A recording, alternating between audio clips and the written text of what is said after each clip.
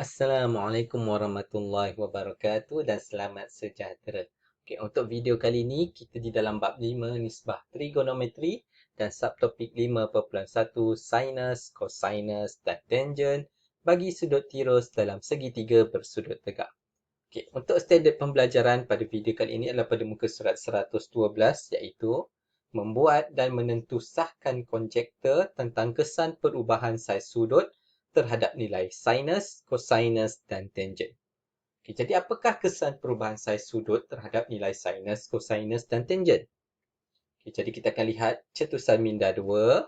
Okay, tujuan cetusan minda 2 ini adalah mengenal pasti kesan perubahan saiz sudut terhadap nilai sinus, cosinus dan tangent. Okay, kita nak kenal pasti.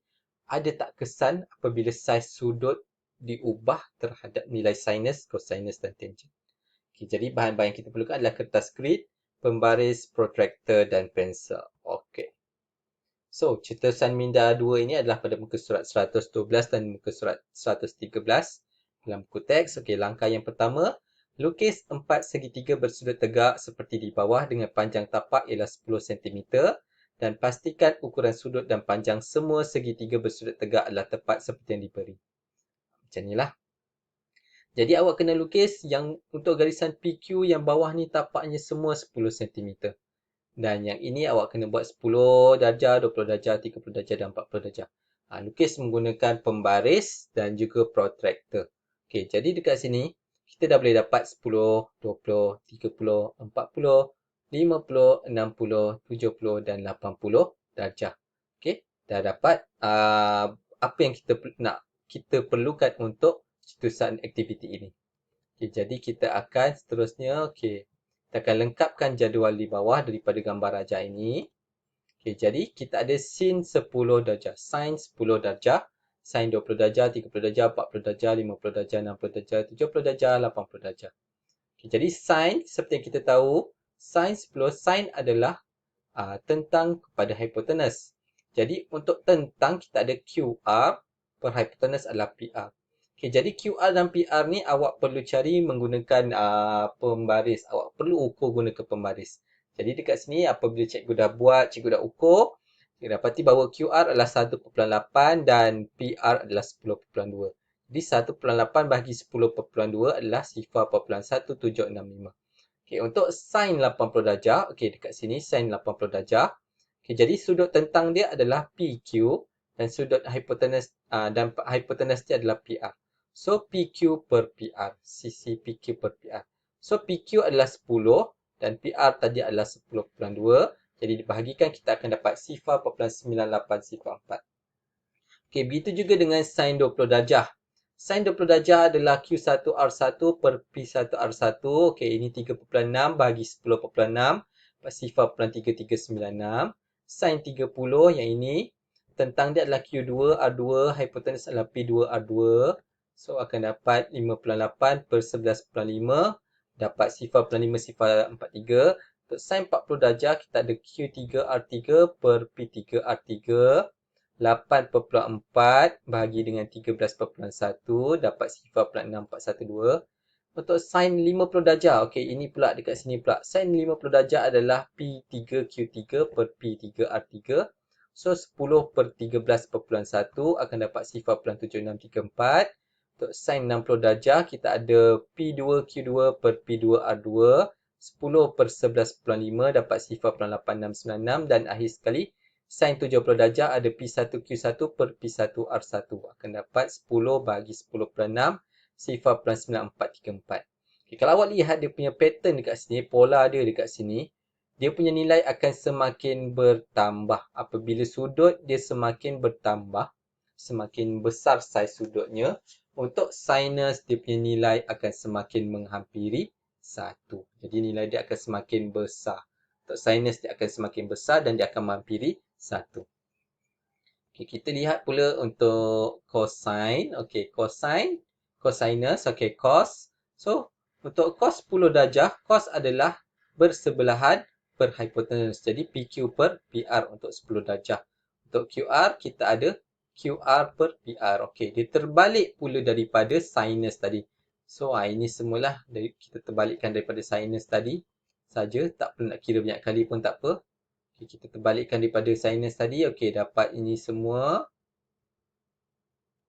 Okey, ataupun okey. So, dekat sini PQ per PR 10 per 10.2 dapat sifar plus 98 sifar 4. Untuk cos 20 darjah P1Q1 per P1R1 10 bagi 10.6 dapat sifar plus 9434. Untuk cos 30 darjah P2Q2 per P2R2 adalah 10 bagi 13.1 dapat sifar plus 7634. Manakala okey. Tadi okey, untuk cos 30 darjah 10 bagi 11.5 sifar 8696. Cos 40 darjah P3Q3 per P3R3. So 10 bagi 13.1 dapat sifar 7634. Untuk cos 50 darjah, so Q3R3 per P3R3. So 8.4 bahagi 13.1 dapat sifar 6412. Cos 60 darjah adalah Q2R2 per P2R2 dapat 5.8 per 11.5 dapat sifar 5 sifar 43. Untuk cos 70 Q1R1 per P1R1 3.6 bahagikan dengan 10.6 akan dapat sifar 3396. Dan akhir sekali cos 80 darjah QR per PR adalah 1.8 bagi 10.2 dapat sifar 1765. Okey, kalau sinus tadi semakin besar saiz sudut, dia punya nilai akan semakin membesar menghampiri 1. Untuk cosinus pula, apabila semakin besar sudutnya, nilai dia semakin kecil. Dan dia akan semakin menghampiri sifar. Okey, kita lihat pula untuk tangent. Okey, tangent. Tangent adalah tentang kepada sebelah. Okey, jadi untuk tangent 10 darjah, tentang dia adalah QR, sebelah dia adalah PQ. So, ada 1.8 bagi 10, dapatlah sifar 18 sifar sifar. Untuk tangent 20 darjah, tan 20 darjah adalah Q1R1 per P1Q1. So, kita ada dekat sini 36 bagi 10, dapat sifar 36 sifar sifar. Untuk tan 30 darjah, kita ada Q2R2 per P2Q2. So, 58 per 10 dapat sifar 58 sifar sifar. Untuk tangent 40 darjah, kita ada Q3R3 per P3Q3. So, 8.4 bagi 10 dapat sifar 84 sifar sifar. Untuk tan 50 darjah, kita ada P3Q3 bagi R3 Q3R3. So, 10 bagi 8.4 terbalik daripada 40 darjah tadi. So, dapat 1.19 sifar 5. Untuk tan 60 darjah, dia terbalik dengan tan 30 darjah. So, ada 10 bagi 58. P2Q2 bagi Q2R2. So, 10 bagi 58 dapat 1.7241. Untuk tan 70 darjah, dia terbalik pula untuk tan 20 darjah. Kita ada P1Q1 per Q1R1. So, 10 bahagikan dengan 3.6 dapat 2.7778. Dan akhir sekali, tan 80 darjah, dia terbalik dengan tan 10 darjah tadi. Ada PQ per QR yang mana 10 bagi 1.8 dapat 5.5556.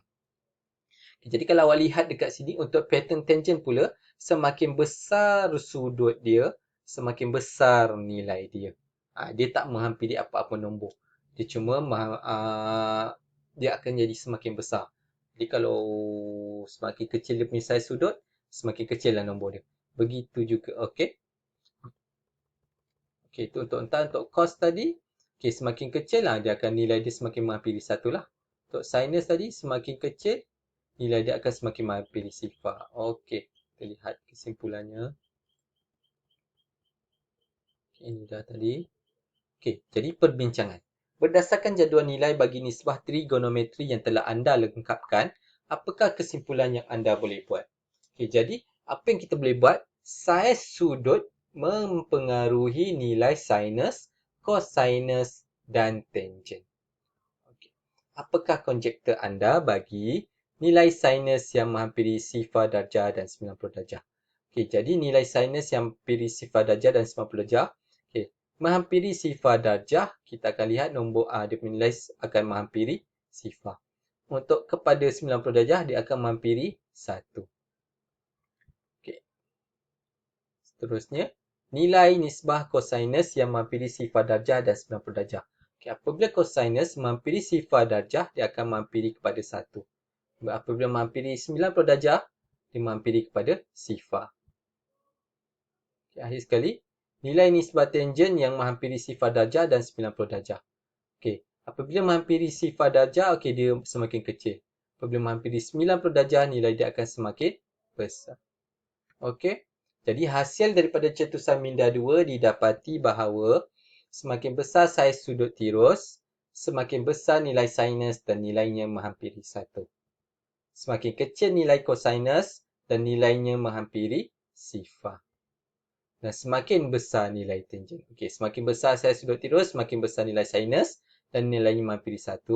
Semakin besar saiz sudut tirus, semakin kecil nilai kosinus dan nilainya menghampiri sifar. Semakin besar saiz sudut tirus, semakin besar nilai tangen. Jadi tipnya inilah. Sin sifar darjah akan dapat sifar, cos sifar darjah dapat 1, tan sifar darjah dapat sifar, sin 90 darjah dapat 1, cos 90 darjah sama dengan sifar, tan 90 darjah sama dengan infinity. Okey, dia akan semakin besar nilainya, tak tahu berapa. Okey, inilah kita punya tip.